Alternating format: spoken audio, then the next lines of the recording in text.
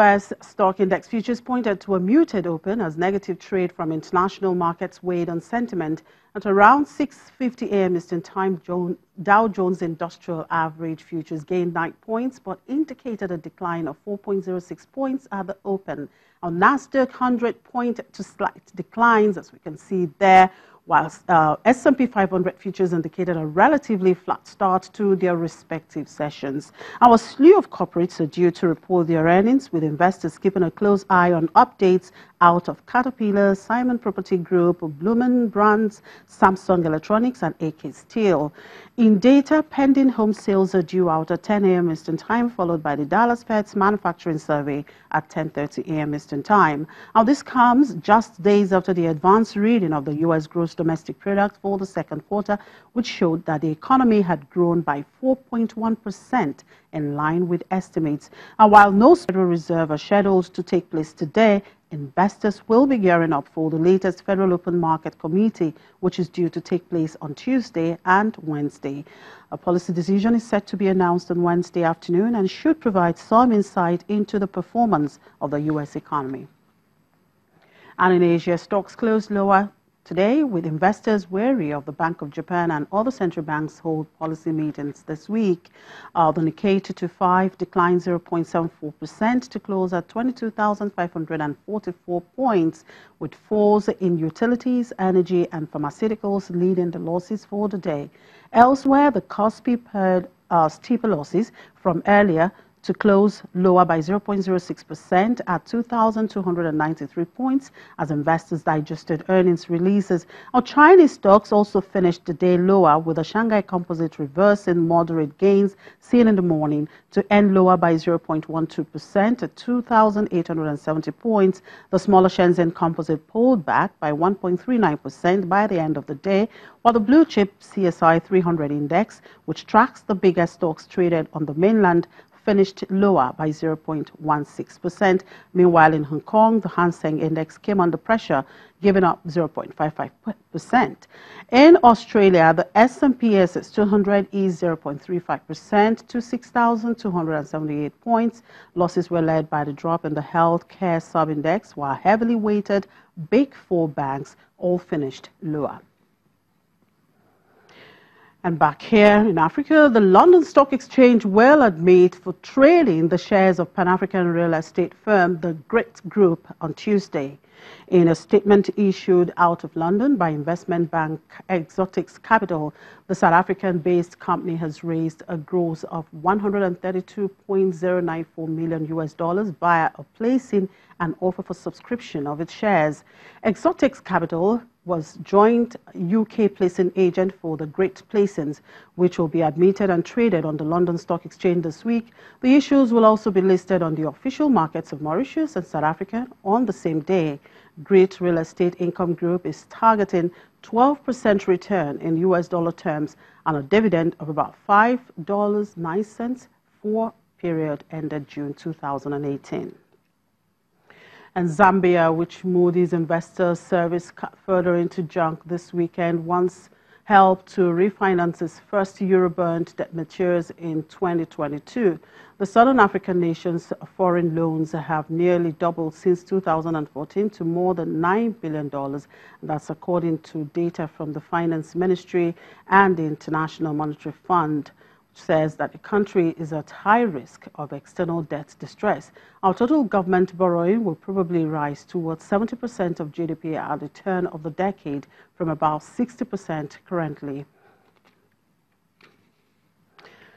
And the BRICS countries took new steps in strengthening cooperation in innovation and industrialization during the summit, at its 10th summit held in Johannesburg. That's on July 25 to 27. The outcomes of the summit is expected to promote greater development of BRICS cooperation in the second golden decade and play a significant role in boosting world economic growth and improving global governance.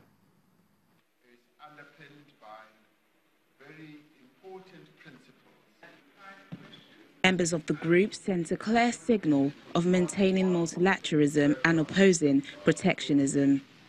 South African President Cyril Ramaphosa said on Friday that BRICS leaders have agreed to cooperate in the fourth industrial revolution, stressing the group is not a talk shop.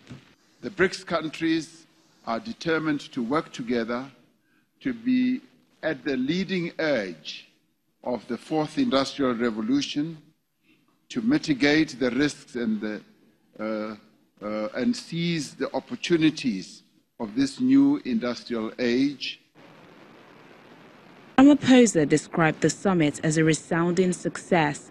He said that the BRICS group of emerging economies of Brazil, Russia, India, China and South Africa is at the forefront of driving change and not a talk shop. And we once again, through the decisions that we took, confirmed that BRICS is not a talk shop. It is a forum of 5 countries that want to see action and that want to see the decisions that they take implemented. Principles of solidarity. BRICS leaders spent the last 3 days deliberating on numerous issues, including the importance of multilateralism, peace and security, trade links and economic development. Ramaphosa said nations within the bloc are willing to assist one another. We also have these outreach programs, means that we are broadening cooperation, collaboration and dialogue, because we believe as BRICS that in the end we want to see a world that is operating on the basis of cooperation, win-win solutions being found, collaboration, as well as solidarity, so that whatever we do, we should seek to promote the interests of the people who live in BRICS. According to him, the BRICS stands firmly against protectionism and will make efforts to safeguard multilateral trade systems. In fact, we took a fairly firm stance against protectionism and felt that we need to do everything we can to strengthen the multilateral system in the world, which is now under attack, and there are many attempts to weaken it. Ramaphosa stated that relationships between China and the African nations are mutually beneficial. As it turns out, China would be able to contribute quite a lot of capacity building efforts, so we will want to work with them. And in other areas, other countries will be able to contribute more. So we see the relationship between China and countries in Africa and indeed emerging countries as a mutually beneficial type of relationship. And that is why we base our relationships in BRICS as a win-win type of relationship architecture. When we come back after the break, we'll look at China's investment in South Africa. Do stay with us.